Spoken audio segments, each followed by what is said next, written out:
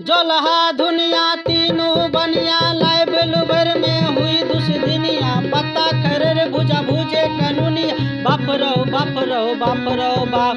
छत्ता के मार कलकत्ता में देखलू लाठी के मार गुवाहाटी में तरगर मौगी तरवारा में देखलू खरगर मौगी खरारी में। तारी उतर पसीबा के देखलो तारी बेचत पसीनिया के एरी में तेले तेलिनिया के देखलू भर मंग सिंदूर कुंवरनी के।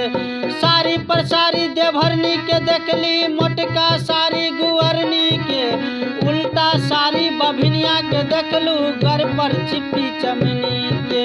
नक में नेटा मुसरनी के देखलू चिप्पल नाक बतरनी के।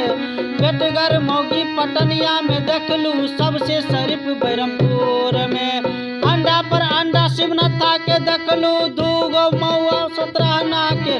बोलू घर वाली की जय।